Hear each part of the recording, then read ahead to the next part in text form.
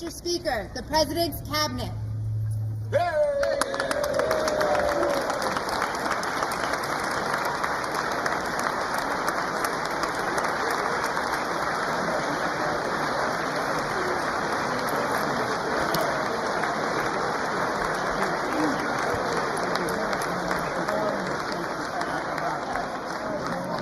That's true. I should have done way better. There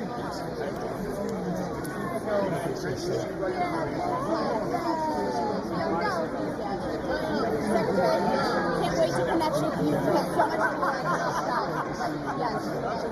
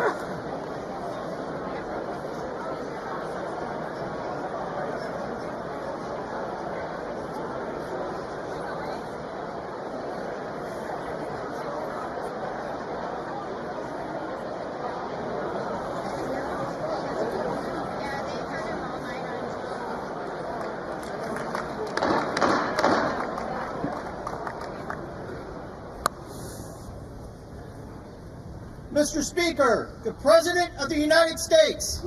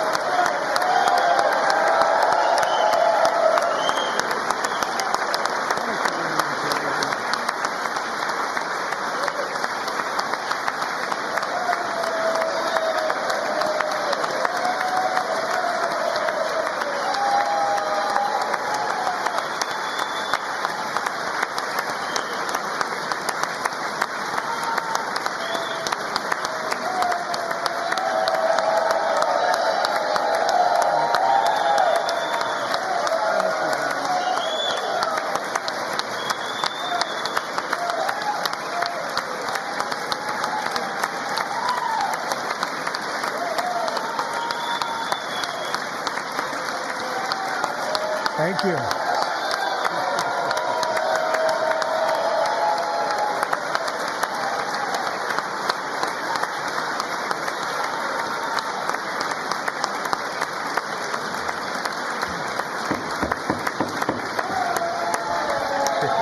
Thank you very much. Thank you very much. It's a great honor. Thank you very much. Speaker Johnson, Vice President Vance, the First Lady of the United States,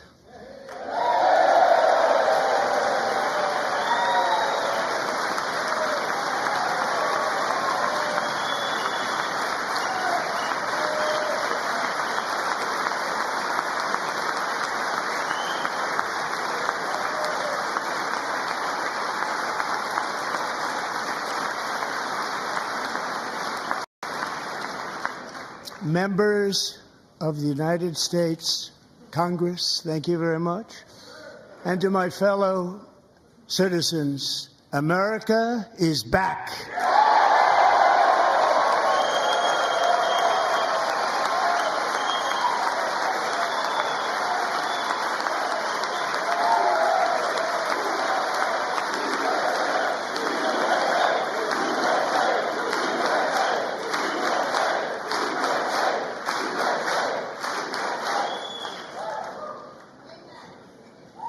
6 weeks ago, I stood beneath the dome of this Capitol and proclaimed the dawn of the golden age of America.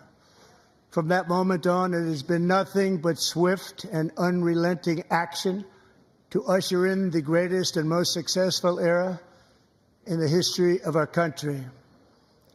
We have accomplished more in 43 days than most administrations accomplished in 4 years or 8 years, and we are just getting started.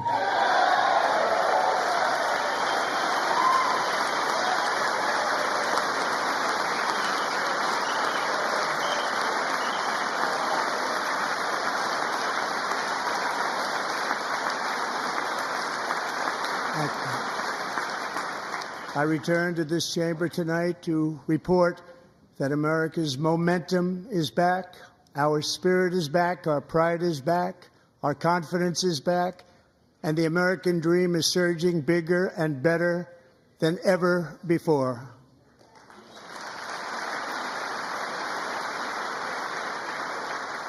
The American dream is unstoppable, and our country is on the verge of a comeback, the likes of which the world has never witnessed and perhaps will never witness again. There's never been anything like it. The presidential election of November 5th was a mandate like has not been seen in many decades. We won all 7 swing states, giving us an electoral college victory of 312 votes.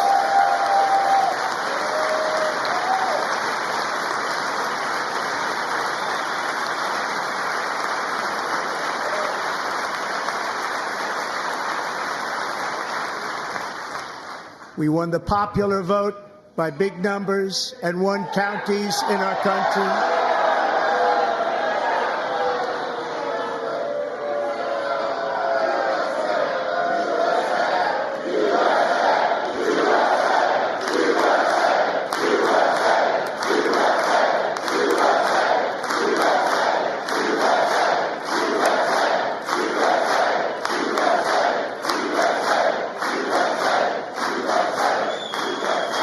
And won counties in our country, 2,700 to 525, on a map that reads almost completely red for Republican.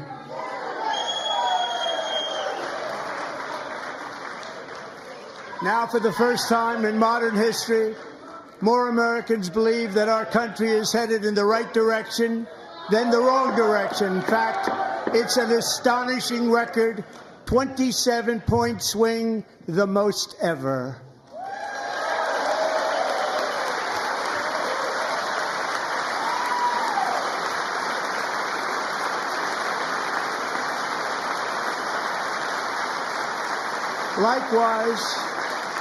Small business optimism saw its single largest one-month gain ever recorded, a 41-point jump.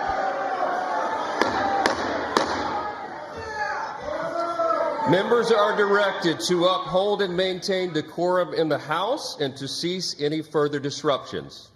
That's your warning.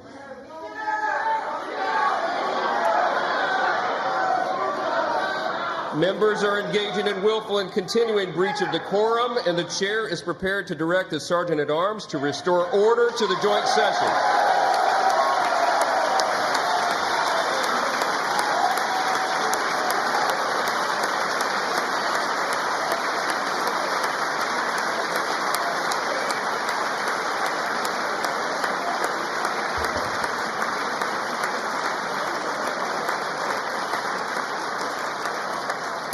Mr. Green, take your seat.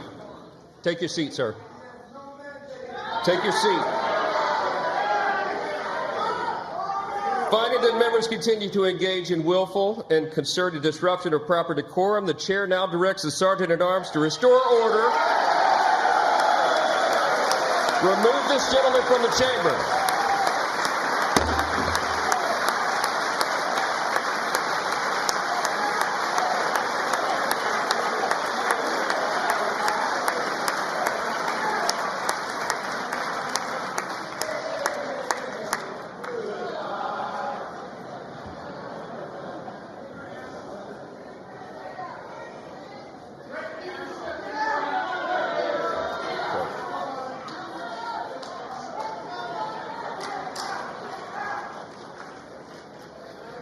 Members are directed to uphold and maintain decorum in the House.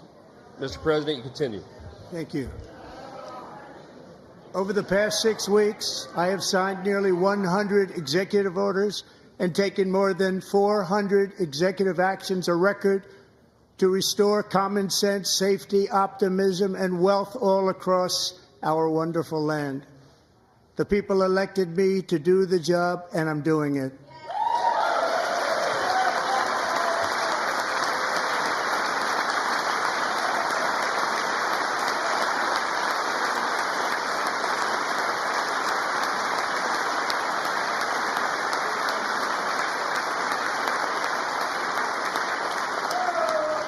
In fact, it has been stated by many that the first month of our presidency, it's our presidency, is the most successful in the history of our nation. By many.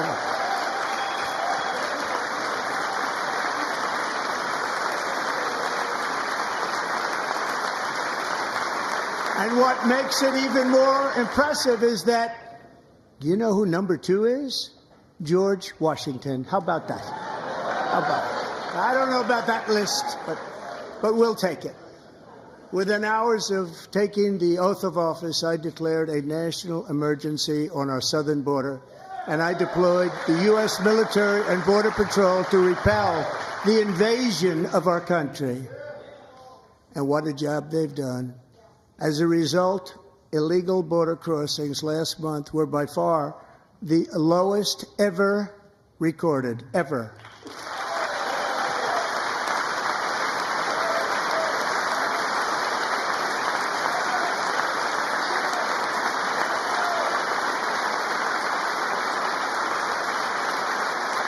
They heard my words and they chose not to come. Much easier that way. In comparison, under Joe Biden, the worst president in American history, there were hundreds of thousands of illegal crossings a month, and virtually all of them, including murderers, drug dealers, gang members, and people from mental institutions and insane asylums, were released into our country. Who would want to do that? This is my 5th such speech to Congress. And once again, I look at the Democrats in front of me, and I realize there is absolutely nothing I can say to make them happy or to make them stand or smile or applaud. Nothing I can do.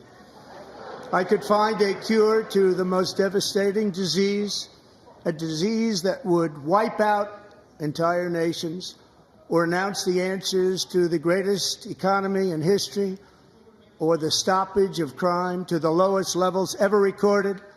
And these people sitting right here will not clap, will not stand, and certainly will not cheer for these astronomical achievements. They won't do it, no matter what. Five times I've been up here. It's very sad, and it just shouldn't be this way.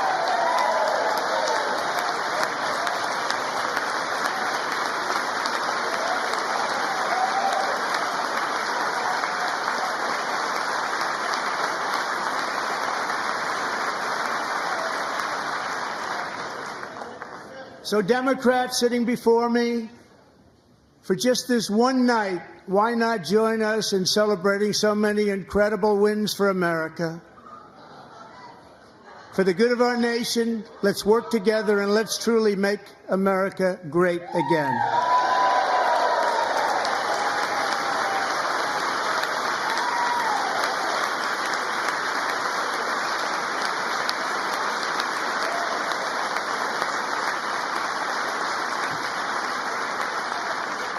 Every day my administration is fighting to deliver the change America needs to bring a future that America deserves, and we're doing it.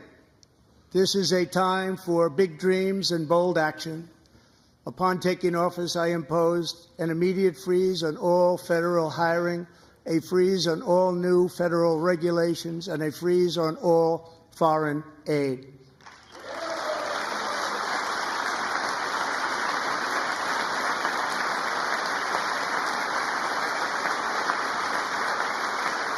I terminated the ridiculous Green New Scam. I withdrew from the unfair Paris Climate Accord, which was costing us trillions of dollars that other countries were not paying. I withdrew from the corrupt World Health Organization.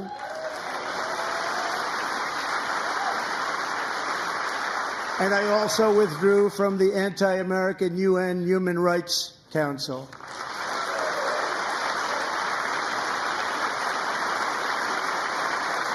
We ended all of Biden's environmental restrictions that were making our country far less safe and totally unaffordable. And importantly, we ended the last administration's insane electric vehicle mandate, saving our auto workers and companies from economic destruction.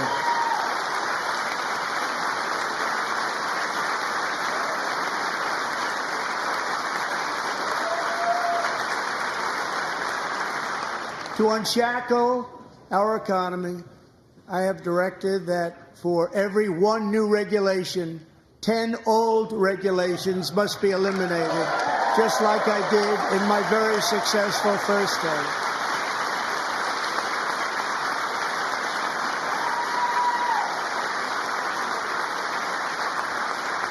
And in that first term, we set records on ending unnecessary rules and regulations like no other president had done before. We ordered all federal workers to return to the office. They will either show up for work in person or be removed from their job.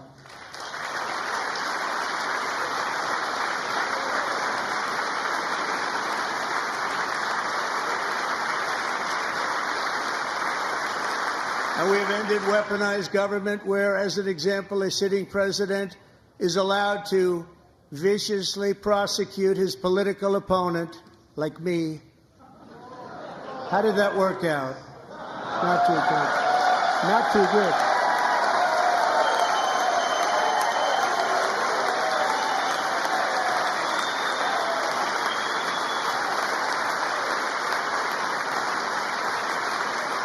And I have stopped all government censorship and brought back free speech in America. It's back.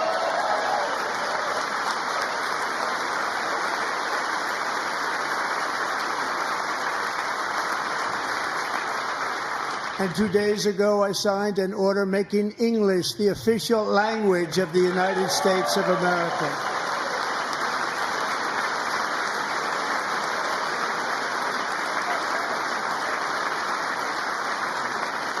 I renamed the Gulf of Mexico the Gulf of America.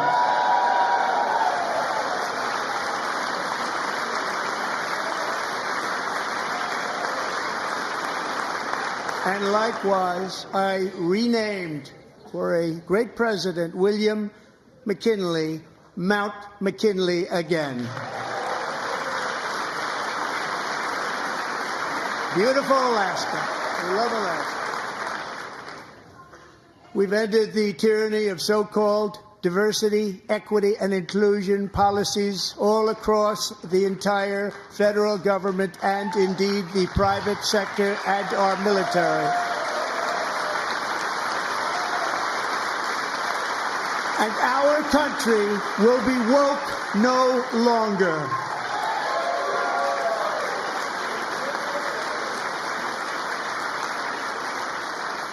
We believe that whether you are a doctor, an accountant, a lawyer, or an air traffic controller, you should be hired and promoted based on skill and competence, not race or gender.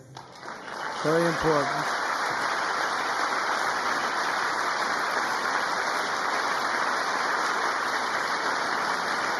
You should be hired based on merit. And the Supreme Court, in a brave and very powerful decision, has allowed us to do so. Thank you. Thank you very much. Thank you. We have removed the poison of critical race theory from our public schools, and I signed an order making it the official policy of the United States government that there are only two genders, male and female.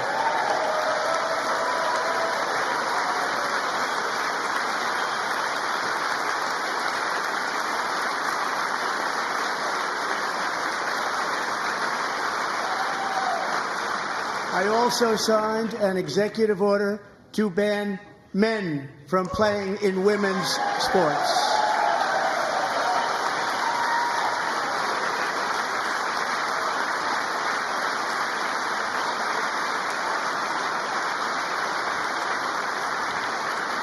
Three years ago, Peyton McNabb was an all-star high school athlete, one of the best, preparing for a future in college sports. But when her girls' volleyball match was invaded by a male, he smashed the ball so hard in Peyton's face, causing traumatic brain injury, partially paralyzing her right side and ending her athletic career. It was a shot like she's never seen before. She's never seen anything like it. Peyton is here tonight in the gallery, and Peyton, from now on, schools will kick the men off the girls' team, or they will lose all federal funding.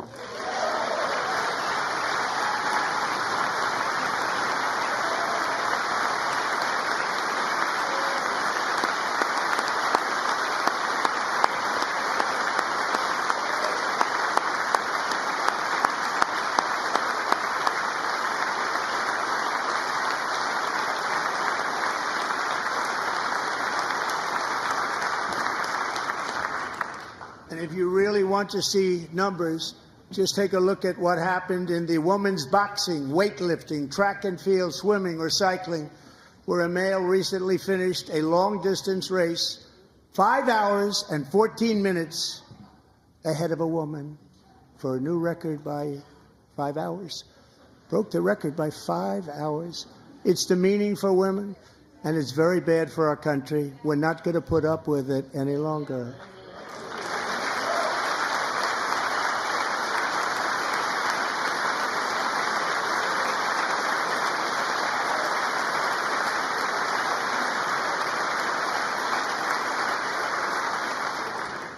What I have just described is only a small fraction of the common sense revolution that is now, because of us, sweeping the entire world.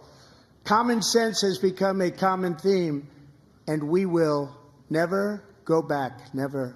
Never going to let that happen. Among my very highest priorities is to rescue our economy and get dramatic and immediate relief to working families. As you know, their policies drove up energy prices, pushed up grocery costs, and drove the necessities of life out of reach for millions and millions of Americans. It never had anything like it. We suffered the worst inflation in 48 years, but perhaps even in the history of our country. They're not sure. As president, I'm fighting every day to reverse this damage and make America affordable again.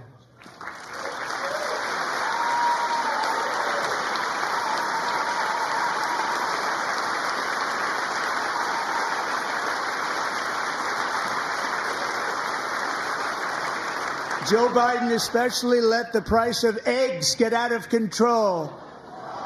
The egg price is out of control, and we're working hard to get it back down. Secretary, do a good job on that. You inherited a total mess from the previous administration.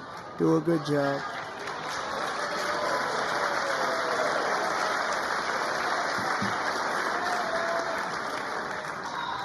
A major focus of our fight to defeat inflation is rapidly reducing the cost of energy. The previous administration cut the number of new oil and gas leases by 95%, slowed pipeline construction to a halt, and closed more than 100 power plants. We are opening up many of those power plants right now.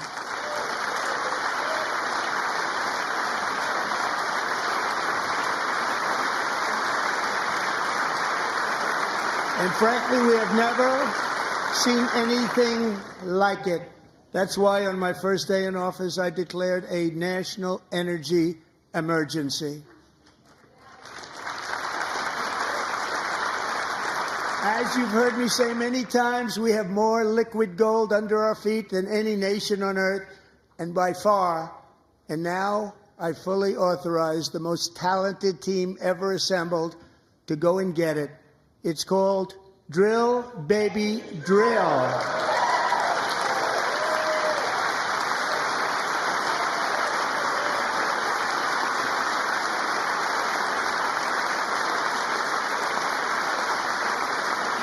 My administration is also working on a gigantic natural gas pipeline in Alaska, among the largest in the world, where Japan, South Korea, and other nations want to be our partner with investments of trillions of dollars each. There's never been anything like that one. It will be truly spectacular. It's all set to go. The permitting is gotten. And later this week, I will also take historic action to dramatically expand production of critical minerals and rare earths here in the USA.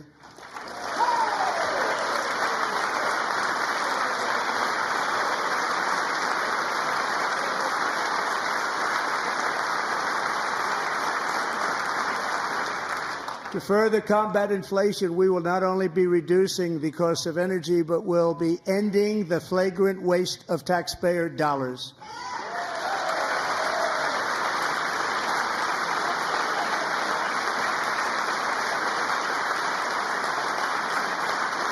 And to that end, perhaps you've heard of it. Perhaps.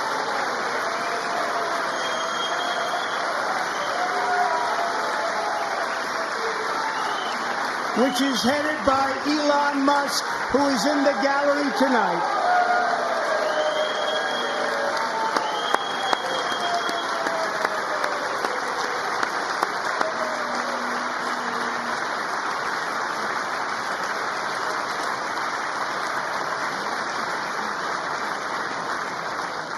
Thank you, Elon. He's working very hard. He didn't need this. He didn't need this. Thank you very much. We appreciate it. Everybody here, even this side, appreciates it, I believe. They just don't want to admit that. Just listen to some of the appalling waste we have already identified. $22 billion from HHS to provide free housing and cars for illegal aliens. $45 million for diversity, equity, and inclusion scholarships in Burma.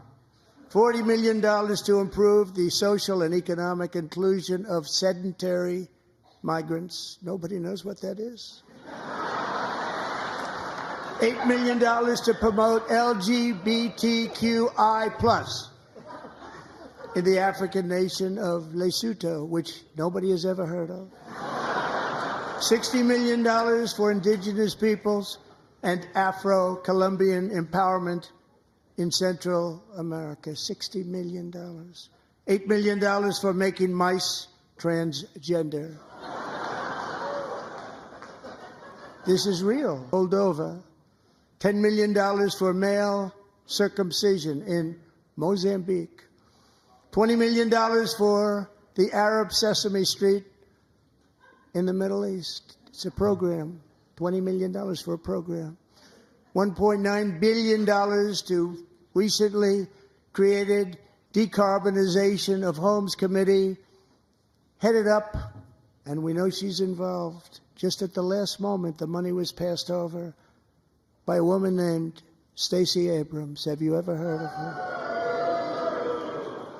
A $1.5 million for voter confidence in Liberia. $14 million for social cohesion in Mali.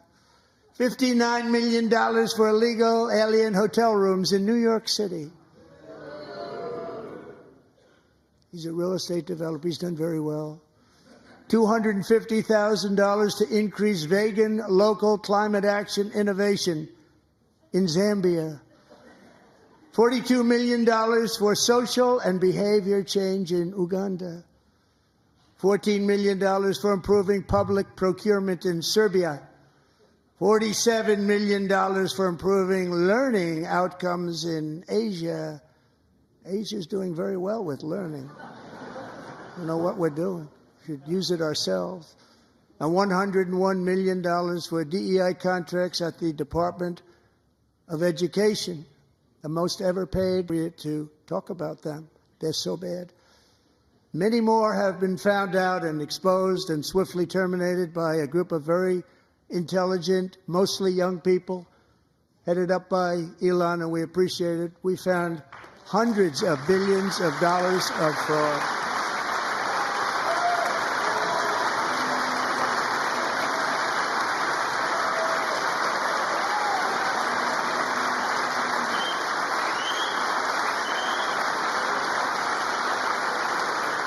And we've taken back the money and reduced our debt to fight inflation and other things.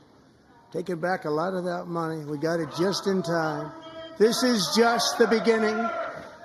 The Government Accountability Office, a federal government office, has estimated annual fraud of over $500 billion in our nation. And we are working very hard, and people that we love rely on. From people aged 100 to 109 years old.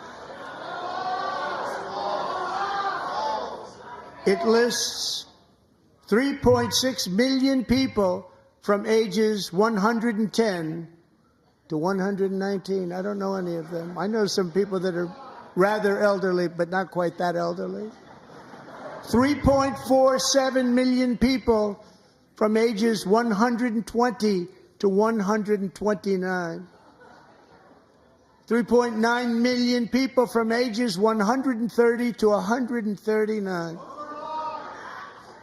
3.5 being paid to many of them, and we're searching right now. In fact, Pam, good luck. Good luck. You're going to find it. But a lot of money is paid out to people because it just keeps getting paid, and nobody does, and it really hurts Social Security and hurts our country. 130,000 people over 160 years old. We have a healthier country than I thought, Bobby.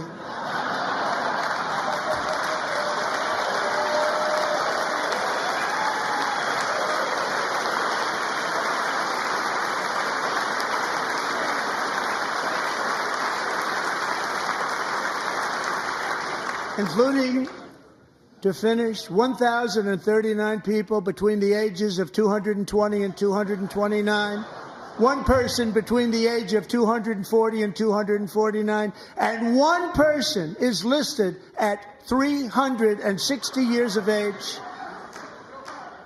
Slashing all of the fraud, waste, and theft we can find, we will defeat inflation, bring down mortgage rates, lower car payments and grocery prices, protect our seniors, and put more money in the pockets of American families.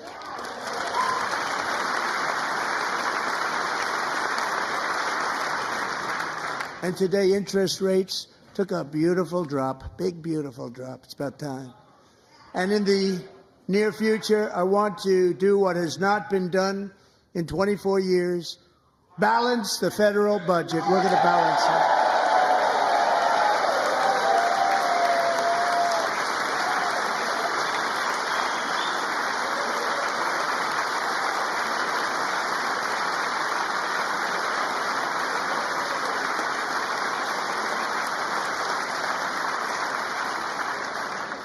With that goal in mind, for 5 million to U.S. citizenship. It's like the green card, but better and more sophisticated.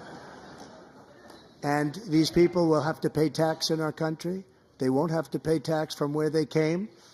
The money that they've made, you wouldn't want to do that, but they have to pay tax, create jobs. They'll also be taking people out of colleges and paying for them so that we can keep them in our country instead of having them being forced out. Number one, at the top school, as an example, being forced out and not being allowed to stay and create tremendous numbers of jobs and great success for a company out there. So while we take out the criminals, killers, traffickers, and child predators who are allowed to enter our country under the open border policy of these people, the Democrats, the Biden administration, the open border insane policies that you've allowed to destroy our country, we will now bring in brilliant, hardworking, job-creating people. They're going to pay a lot of money, and we're going to reduce our debt with that money.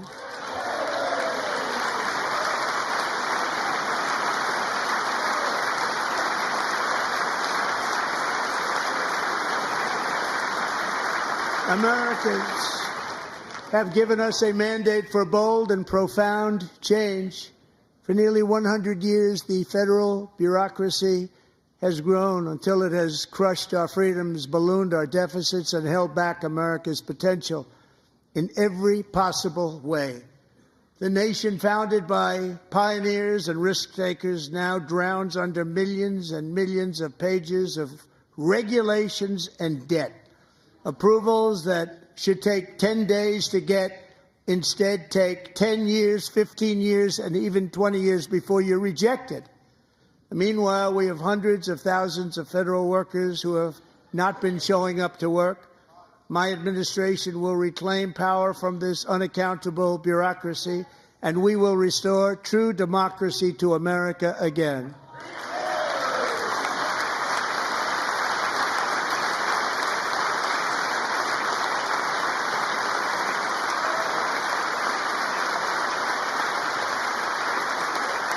And any federal bureaucrat who resists this change will be removed from office immediately.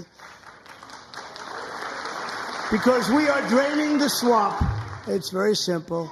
And the days of rule by unelected bureaucrats are over.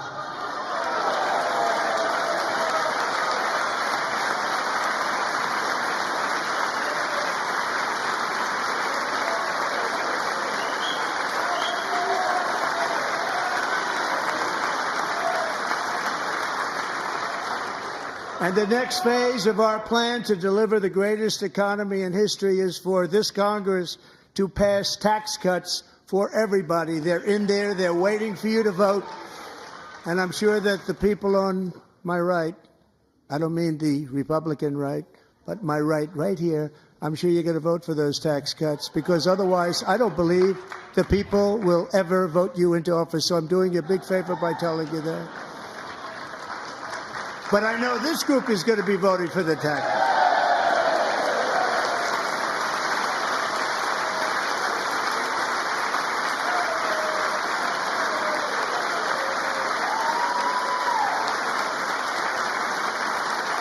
Thank you. It's a very, very big part of our plan. We had tremendous success in our first term with it. A very big part of our plan. We're seeking permanent income tax cuts all across the board.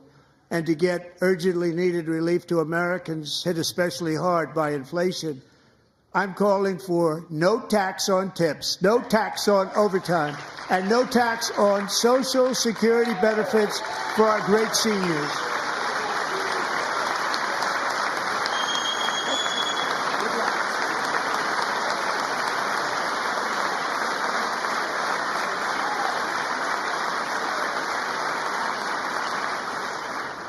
And I also want to make interest payments on car loans tax deductible, but only if the car is made in America.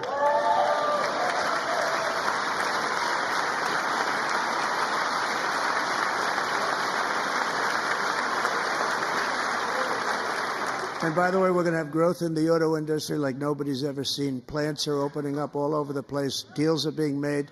Never seen. That's a combination of the election win and tariffs. It's a beautiful word, isn't it? That, along with our other policies, will allow our auto industry to absolutely boom. It's going to boom. Spoke to the majors today, all three, the top people, and they're so excited. In fact, already numerous car companies have announced that they will be building massive automobile plants in America, with Honda just announcing a new plant in Indiana, one of the largest anywhere in the world.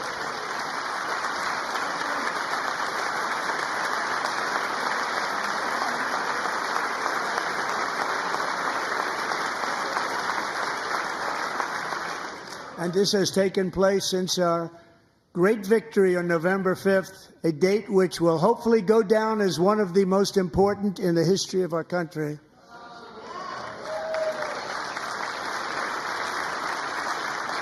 In addition, as part of our tax cuts, we want to cut taxes on domestic production and all manufacturing. And just as we did before, we will provide 100% expensing. It will be retroactive to January 20th, 2025. And it was one of the main reasons why our tax cuts were so successful in our first term, giving us the most successful economy in the history of our country. First, other countries have used tariffs against us for decades, and now it's our turn to start using them against those other countries. On average, the European Union, China, Brazil, India, Mexico, and Canada, have you heard of them? And countless other nations charge us tremendously higher. India charges us auto tariffs, and we give so much help militarily and in so many other ways to South Korea. But that's what happens. This is happening by friend and foe. This system is not fair to the United States and never was. And so on April 2nd, I wanted to make it April 1st, but I didn't want to be accused of April Fool's Day. That's not, just one day cost us a lot of money. But we're going to do it in April. I'm a very superstitious person. April 2nd, reciprocal tariff. Tariff them. That's reciprocal, back and forth. Whatever they tax us, we will tax them. If they do non-monetary tariffs to keep us out of their market, then we will do non-monetary barriers to keep them out of our market. There's a lot of that, too. They don't even allow us in their market. We will take in trillions and trillions of dollars and create jobs like we have never seen before. I did it with China, and I did it with others, and the Biden administration couldn't do anything about it because there was so much money they couldn't do anything about it. We have been ripped off for decades by nearly every country on earth, and we will not let that happen any longer.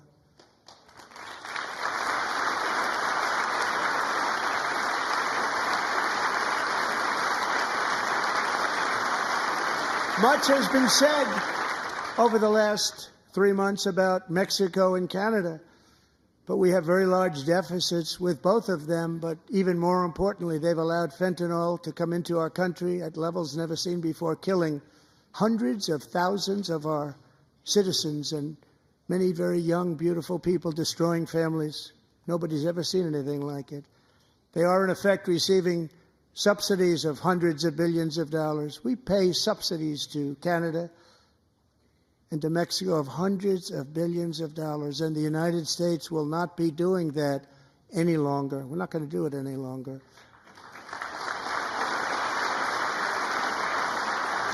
Thanks to our America First policies we're putting into place, we have had $1.7 trillion of new investment in America in just the past few weeks. The combination of the election and our economic policies that people of SoftBank, one of the most brilliant anywhere in the world, announced a $200 billion investment. OpenAI and Oracle, Larry Ellison, announced $500 billion investment, which they wouldn't have done if Kamala had won. Apple announced $500 billion investment. Tim Cook called me. He said, I cannot spend it fast enough. It's going to be much higher than that, I believe. They'll be building their plants here instead of in China. And just yesterday, Taiwan Semiconductor, the biggest in the world, most powerful in the world, has a tremendous amount, 97% of the market, announced a $165 billion investment to build the most powerful chips on earth right here in the USA.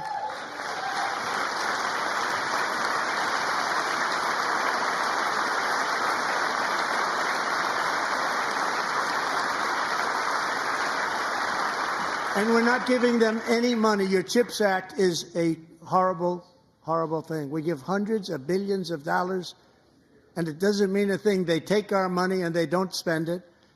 All that meant to them, we give them money. We just want to protect our businesses and our people, and they will come because they won't have to pay tariffs if they build in America. So it's very amazing. You should get rid of the CHIP Act, and whatever's left over, Mr. Speaker, you should use it to reduce debt or any other reason you want to.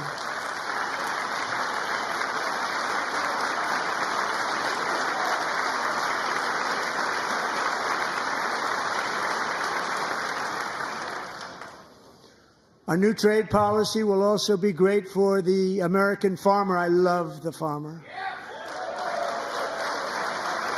who will now be selling into our home market, the USA, because nobody is going to be able to compete with you. Because there's goods that come in from other countries and companies.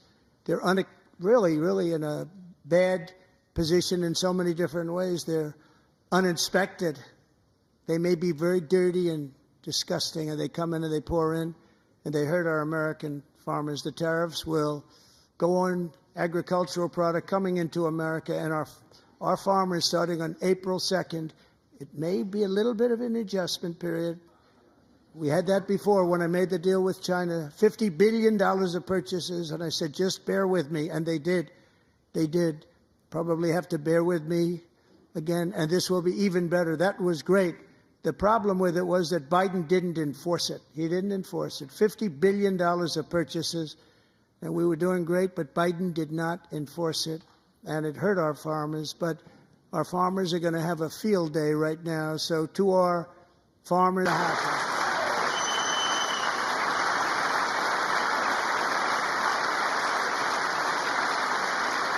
I have also imposed a 25% tariff on foreign aluminum, copper, lumber, and steel, because if we don't have, as an example, steel, and lots of other things, we don't have a military, and frankly, we just won't have a country very long. Here today is a proud American steelworker, fantastic person from Decatur, Alabama. Jeff Denard has been working at the same steel plant for 27 years in a job that has allowed him to serve as the captain of his local volunteer fire department, raised 7 children with his beautiful wife, Nicole, and over the years provide a loving home for more than 40 foster children. So great, Jeff.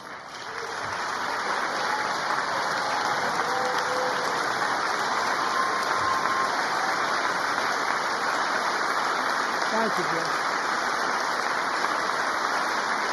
Thank you, Jeff.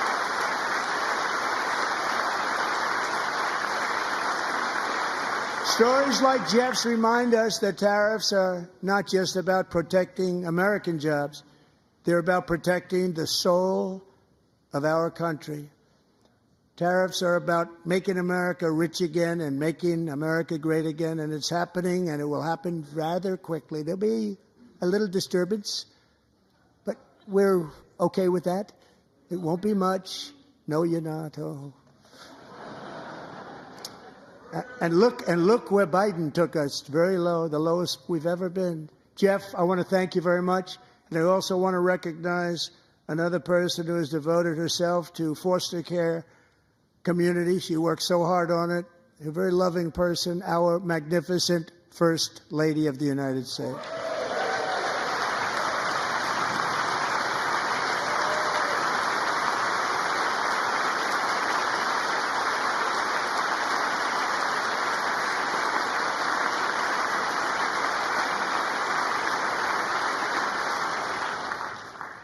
Melania's work has yielded incredible results, helping prepare our nation's future leaders as they enter the workforce.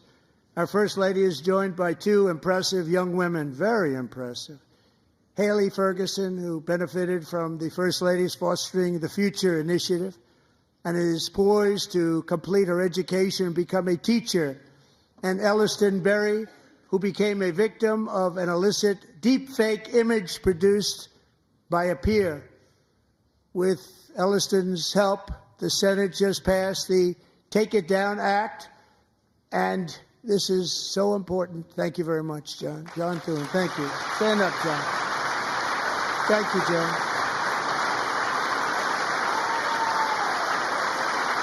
Thank you all very much.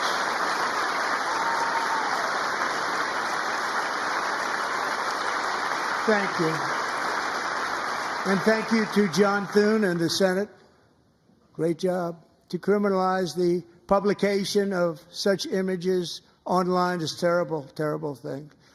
And once it passes the House, I look forward to signing that bill into law. Thank you. And I'm going to use that bill for myself, too, if you don't mind. Because nobody gets treated worse than I do online. Nobody. That's great. Thank you very much to the Senate. Thank you.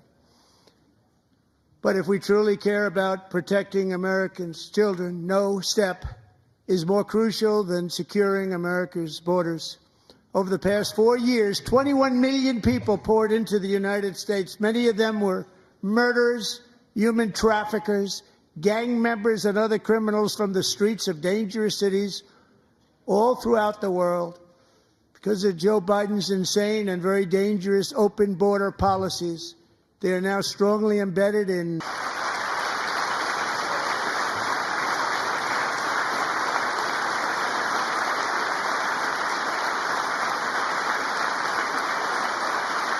and I want to thank Tom Homan and Christy. I want to thank you and Paul of Border Patrol. I want to thank you. What a job they've all done. Everybody, Border Patrol, ICE, law enforcement in general is incredible. We have to take care of our law enforcement. Have to.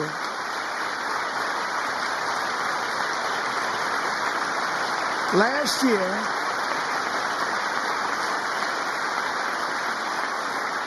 a brilliant 22-year-old nursing student named Laken Riley, the best in her class, admired by everybody, went out for a jog on the campus of the University of Georgia.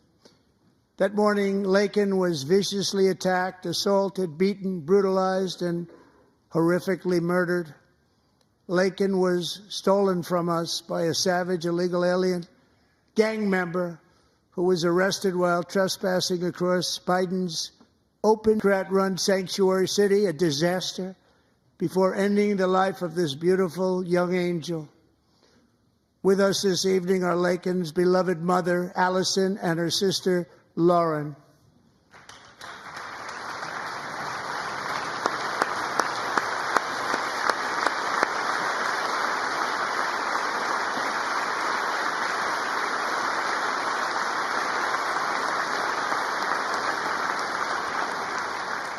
Last year, I told Laken's grieving parents that we would ensure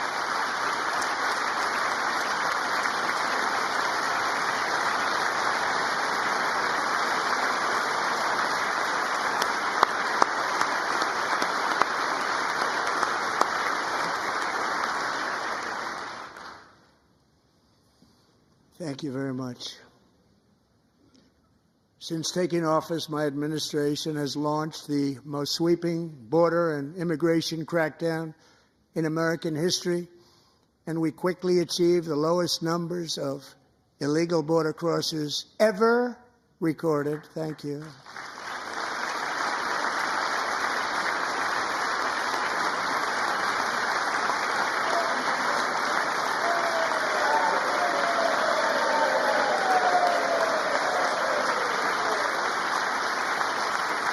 The media and our friends in the Democrat Party kept saying we needed new legislation. We must have legislation to secure the border. But it turned out that all we really needed was a new president.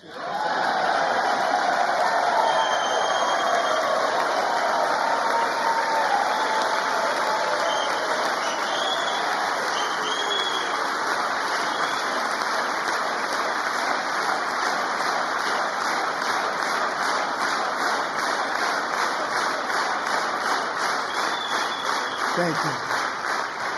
Joe Biden didn't just open our borders, he flew illegal aliens over them to overwhelm our schools, hospitals, and communities throughout the country.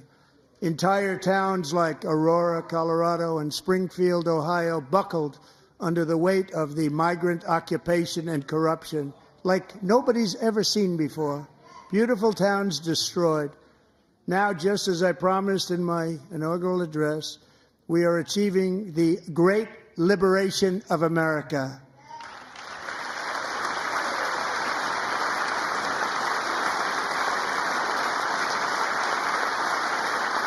But there still is much work to be done. Here tonight is a woman I have gotten to know, Alexis Nungari from Houston.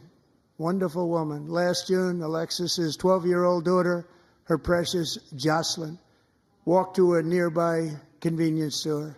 She was kidnapped, tied up, assaulted for 2 hours under a bridge, and horrifically murdered. Arrested and charged with this heinous crime are 2 illegal alien monsters from Venezuela, released into America by the last administration through their ridiculous open border. The death of this beautiful 12-year-old girl and the agony of her mother and family touched our entire nation greatly. Alexis, I promised that we would always remember your daughter, your magnificent daughter, and earlier tonight I signed an order keeping my word to you. One thing I have learned about Jocelyn is that she loved animals so much. She loved nature.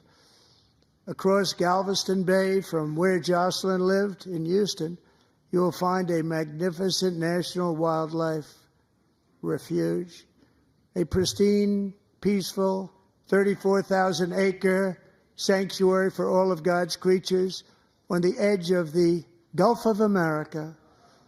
Alexis, moments ago, I formally renamed that refuge in loving memory of your beautiful daughter, Jocelyn.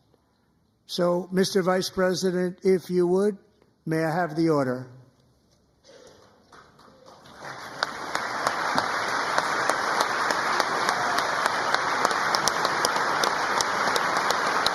Thank you very much.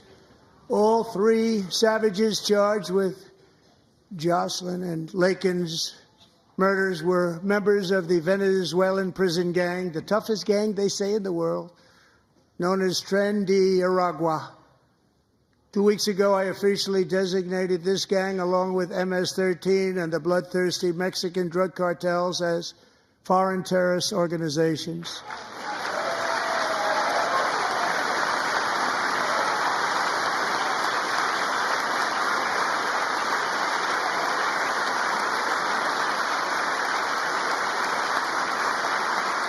But now every last one will be rounded up and forcibly removed from our country, or, if they're too dangerous, put in jails, standing trial in this country, because we don't want them to come back ever. With us this evening is a warrior on the front lines of that battle, Border Patrol Agent Roberto Ortiz. Great guy.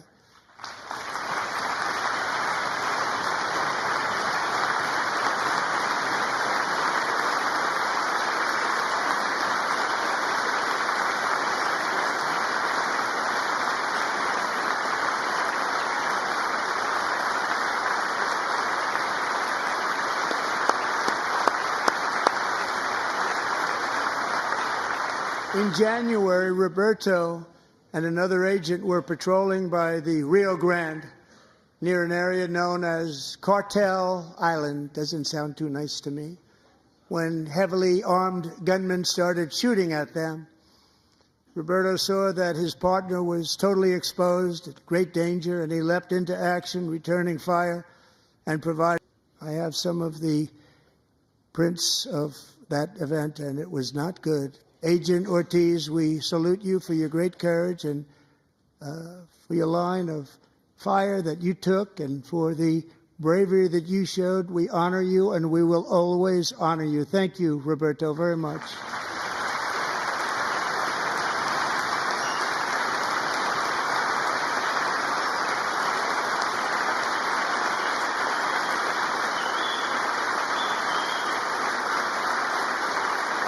Thank you, Roberto. And I actually got to know him on my many calls to the border. He's a great gentleman. The territory to the immediate south of our border is now dominated entirely by criminal cartels that murder, rape, torture, and exercise total control. They have total control over a whole nation, posing a grave threat to our national security.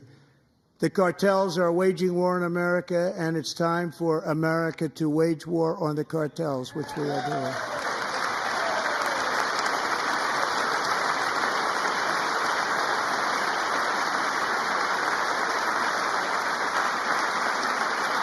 Five nights ago, Mexican authorities, because of our tariff policies being imposed on them, think of this, handed over to us 29 of the biggest cartel leaders in their country. That has never happened before. They want to make us happy.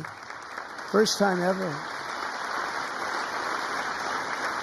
But we need Mexico and Canada to do much more than they've done, and they have to stop the fentanyl and drugs pouring into the USA. They're going to stop it.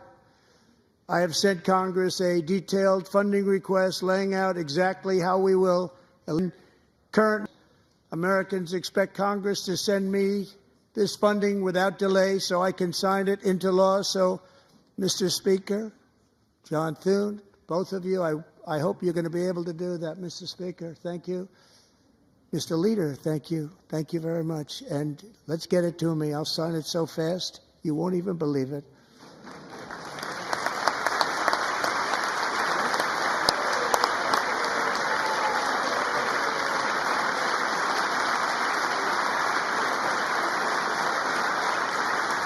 And as we reclaim our sovereignty, we must also bring back law and order to our cities and towns.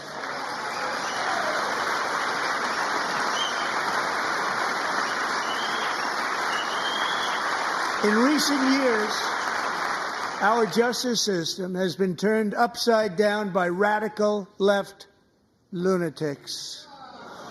Many jurisdictions virtually ceased enforcing the law against dangerous repeat offenders while weaponizing law enforcement against political opponents like me. My administration has acted swiftly and decisively to restore fair, equal, and impartial justice under the constitutional rule of law, starting at the FBI and the DOJ. Pam, good luck. Cash, wherever you may be, good luck. Good luck. Pam Bondi. Good luck. So important. Going to do a great job. Cash, thank you. Thank you, Cash.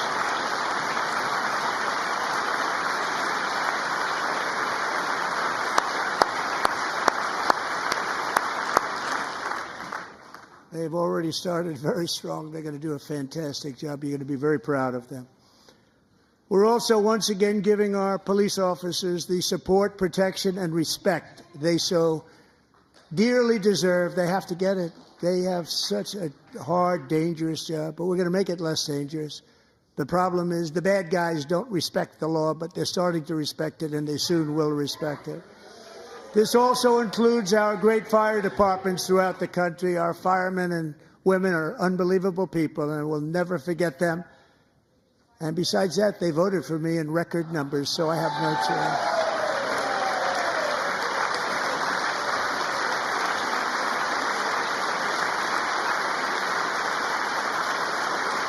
One year ago this month, 31-year-old New York police officer Jonathan Diller, unbelievably wonderful person and a great officer, was gunned down at a traffic stop on Long Island. I went to his funeral.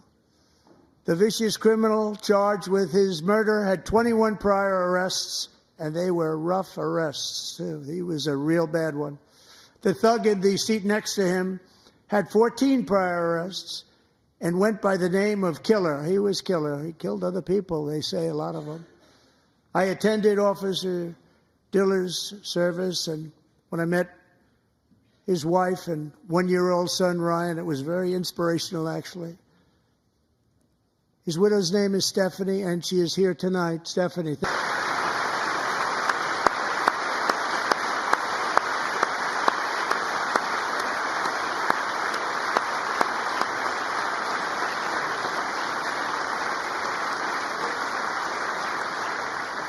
Stephanie, we're going to make sure that Ryan knows his dad was a true hero, New York's finest, and we're going to get these cold-blooded killers and repeat offenders off our streets, and we're going to do it fast. Got to stop it. They get out with 28 arrests. They push people into subway trains. They hit people over the head, back of the head with baseball bats. We got to get them out of here. I've already signed an executive order requiring a mandatory death penalty for anyone who murders a police officer, and tonight I'm asking Congress to pass that policy into permanent law.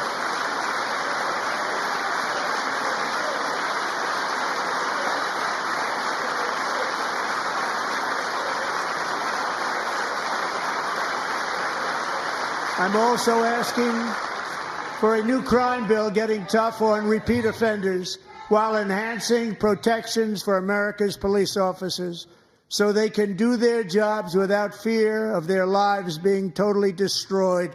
They don't want to be killed. We're not going to let them be killed.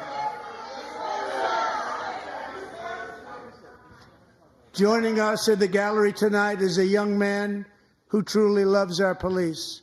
His name is DJ Daniel. He is 13 years old, and he has always dreamed of becoming a police officer.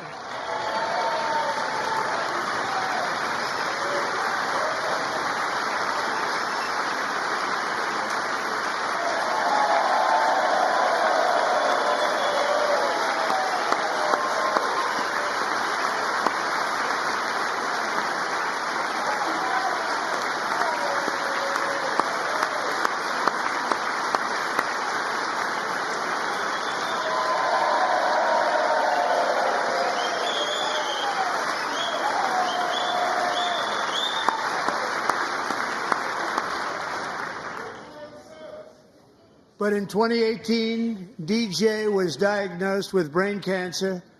The doctors gave him 5 months at most to live. That was more than 6 years ago.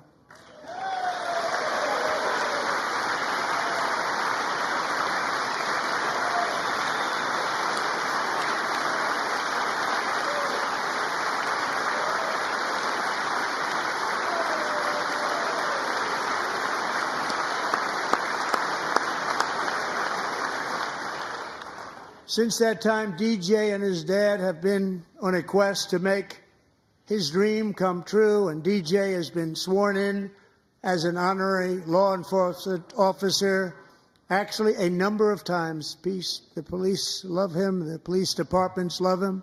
And tonight, DJ, we're going to do you the biggest honor of them all. I am asking our new Secret Service Director, Sean Curran, to officially make you an agent of the United States Secret Service.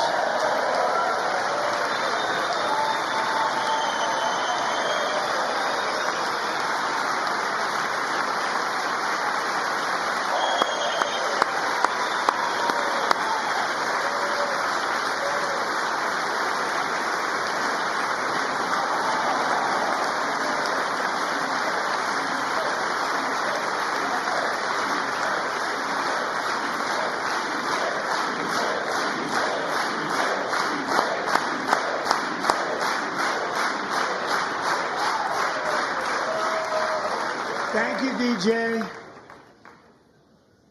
DJ's doctors believe his cancer likely came from a chemical he was exposed to when he was younger. Since 1975, rates of child cancer have increased by more than 40%.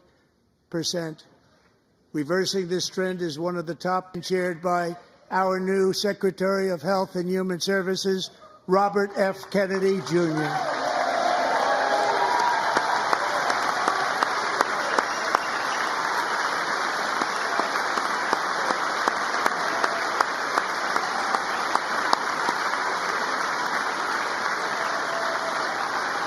Over here would have been cheering. How quickly they forget. Our goal is to get healthy and strong. As an example, not long ago, and you can't even believe these numbers, 1 in 10,000 children had autism, 1 in 10,000, and now it's 1 in 36. There's something wrong, 1 in 36. Think of that. So we're going to find out what it is, and there's nobody better than Bobby and all of the people that are working with you. You have the best to figure out what is going on. Okay, Bobby? Good luck. It's a very important job. Thank you. Good job.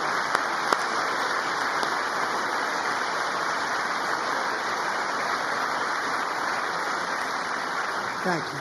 My administration is also working to protect our children from toxic ideologies in our schools. A few years ago, January Littlejohn and her husband discovered that their daughter's school had secretly socially transitioned their 13-year-old little girl. Teachers and administrators conspired to deceive January and her husband while encouraging her daughter to use a new name and pronouns. They, them pronoun, actually, all without telling January, who is here tonight and is now a courageous advocate against this form of child abuse. January, thank you. Thank you. Thank you very much.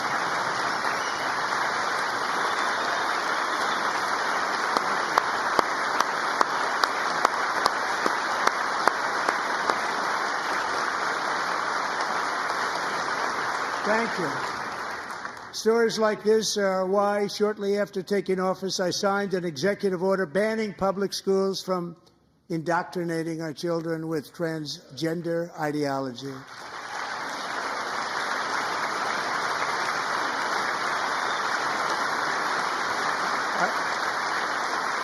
I also signed an order to cut off all taxpayer funding to any institution that engages in the sexual mutilation of our youth.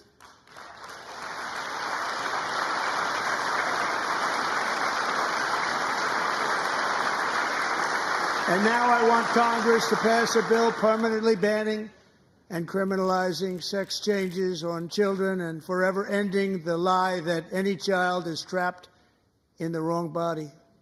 This is a big lie.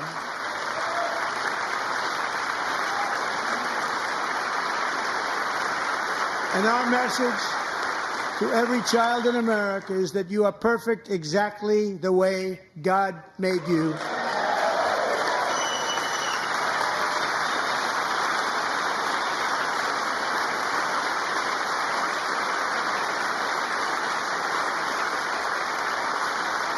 Because we're getting wokeness out of our schools and out of our military, and it's already out, and it's out of our society. We don't want it. Wokeness is trouble. Wokeness is bad. It's gone. It's gone. And we feel so much better for it, don't we? Don't we feel better?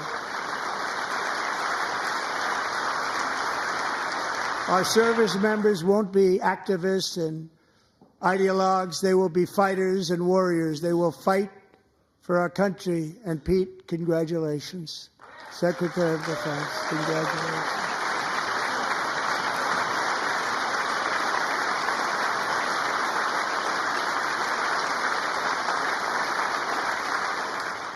And he's not big into the woke movement, I can tell you.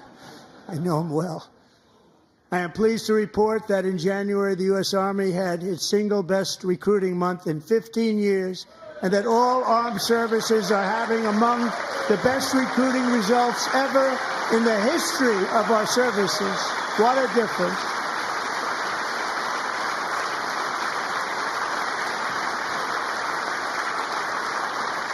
And you know, it was just a few months ago where the results were exactly the opposite. We couldn't recruit anywhere. We couldn't recruit. Now we're having the best results just about that we've ever had. What a tremendous turnaround. It's really a beautiful thing to see. People love our country again. It's very simple. They love our country, and they love being in our military again. So it's a great thing, and thank you very much. Great job. Thank you.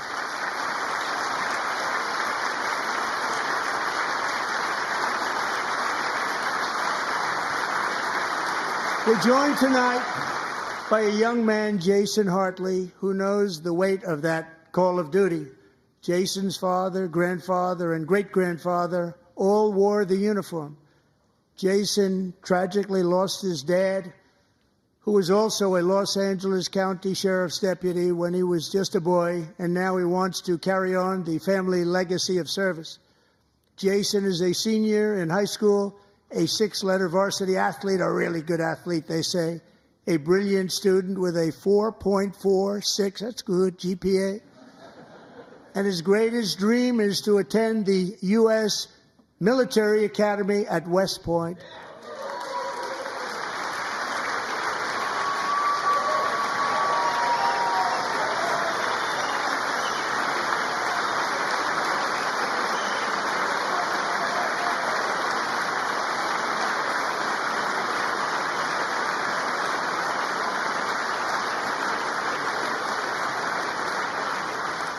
And Jason, that's a very big deal getting in. That's a hard one to get into. But I'm pleased to inform you that your application has been accepted. You will soon be joining the Corps of Cadets.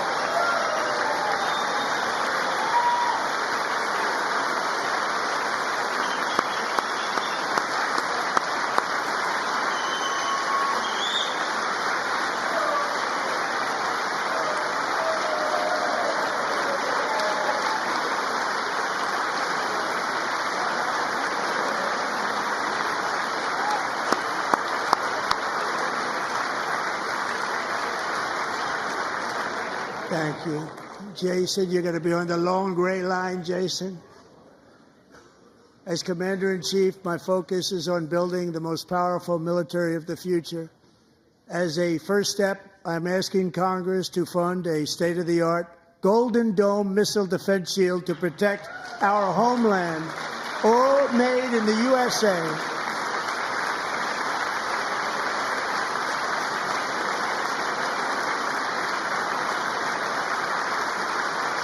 And Ronald Reagan wanted to do it long ago, but the technology just wasn't there, not even close. But now we have the technology. It's incredible, actually. And other places, they have it. Israel has it. Other places have it. And the United States should have it too, right, Tim, right? They should have it too. So I want to thank you. But it's a very, very important. This is a very dangerous world. We should have it. We want to be protected, and we're going to protect our citizens like never before.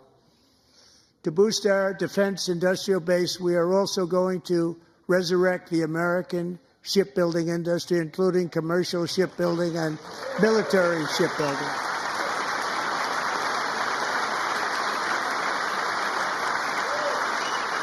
And for that purpose, I am announcing tonight that we will create a new Office of Shipbuilding in the White House and offer special tax incentives to bring this industry home to America, where it belongs. We used to make so many ships.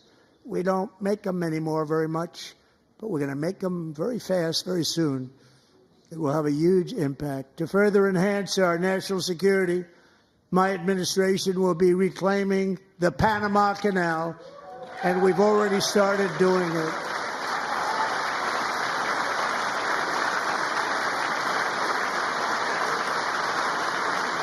Just today, a large American company announced they are buying both ports around the Panama Canal and lots of other things having to do with the Panama Canal and a couple of other canals.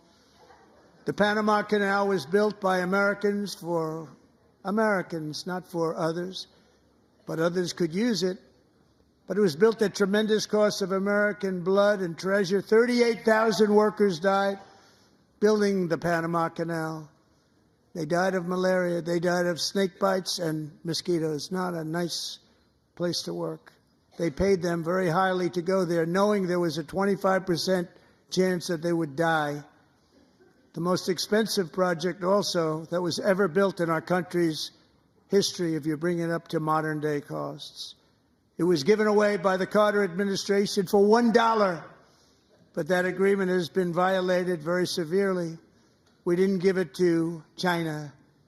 We gave it to Panama, and we're taking it back.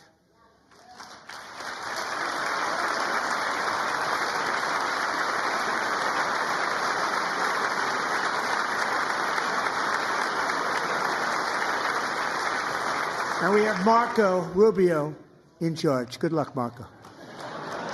Now, we know who to blame, if any. You know, he was approved with actually 99, but the 100th was this gentleman, and I feel very certain. So let's assume he got 100 votes, and I'm either very, very happy about that or I'm very concerned about it. But he's already proven. I mean, he's a great gentleman. He's respected by everybody, and we appreciate you voting for Marco. He's going to do a fantastic job. Thank you. Thank you. He's doing a great job. Great job. And I also have a message tonight for the incredible people of Greenland. We strongly support your right to determine your own future. And if you choose, we welcome you into the United States of America. We need Greenland for national security and even international security, and we're working with everybody involved to try and get it. But we need it really for international world security, and I think we're going to get it. One way or the other, we're going to get it. We will keep you safe. We will make you rich, and together we will take Greenland to heights like you have never thought possible before. It's a very small population, but very, very large piece of land and very, very important for military security. America is once again standing strong against the forces of radical Islamic terrorism. 3.5 years ago, ISIS terrorists killed 13 American service members and countless others in the Abbey Gate bombing during the disastrous and incompetent withdrawal from Afghanistan. Not that they were withdrawing, it was the way they withdrew. Perhaps the most embarrassing moment in the history of our country. Tonight, I am pleased to announce that we have just apprehended the top terrorist responsible for that atrocity, and he is right now on his way here to face the swift sword of American justice.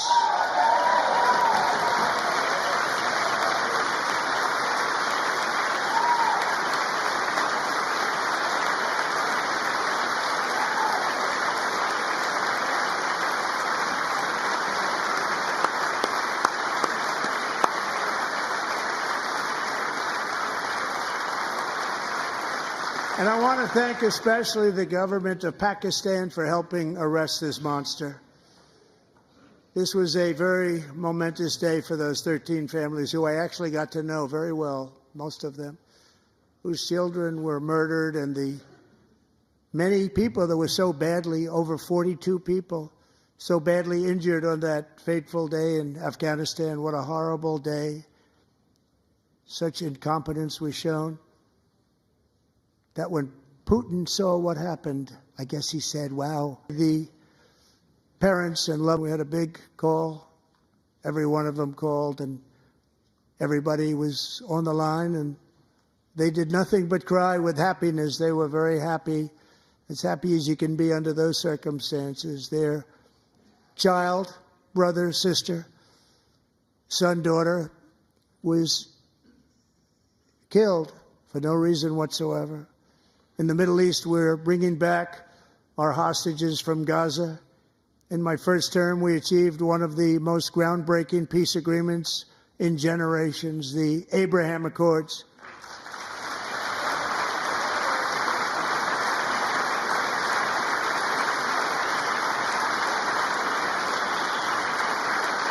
And now we're going to build on that foundation to create a more peaceful and prosperous future for the entire region. A lot of things are happening in the Middle East, in Ukraine. Do you want to keep it going for another 5 years? Yeah, you would say Pocahontas says yes.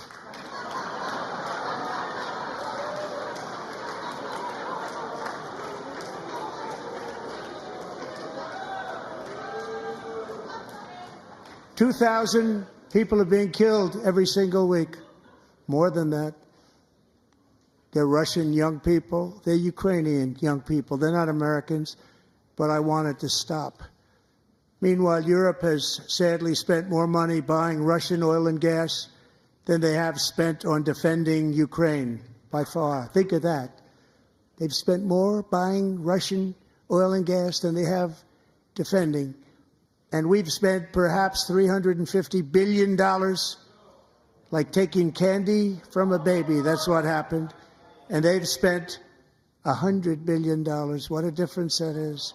And we have an ocean separating us, and they don't. But we're getting along very well with them, and lots of good things are happening. Biden has authorized more money in this fight than Europe has spent by billions and billions of dollars. It's hard to believe that they wouldn't have stopped it and said at some point earlier at the negotiating table, as soon as my team, we do really value how much America has done to help Ukraine maintain its sovereignty and independence. Regarding the agreement on minerals and security, Ukraine is ready to sign it at any time that is convenient for you. I appreciate that he sent this letter, just got it a little while ago. Simultaneously, we've had serious discussions with Russia and have received strong signals that they are ready for peace. Wouldn't that be beautiful? Wouldn't that be beautiful?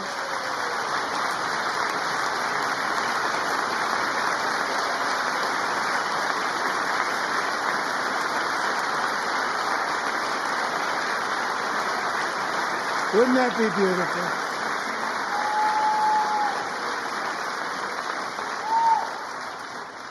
It's time to stop this madness. It's time to halt the killing. It's time to end this senseless war. If you want to end wars, you have to talk to both sides.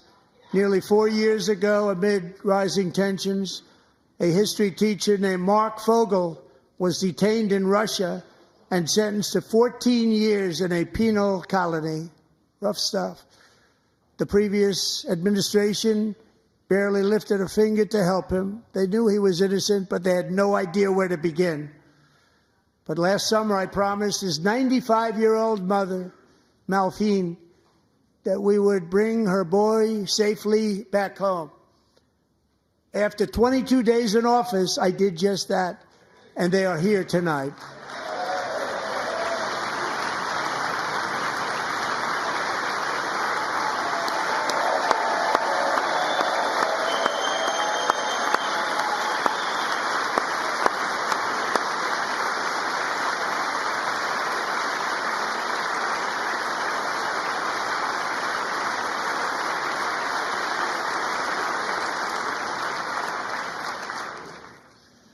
To Mark and his great mom, we are delighted to have you safe and sound and with us.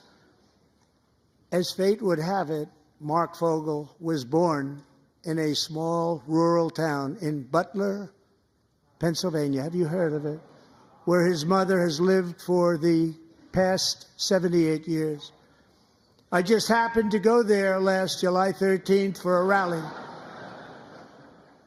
That was not pleasant. And that is where I met his beautiful mom right before I walked onto that stage. And I told her I would not forget what she said about her son. And I never did I? Never forgot.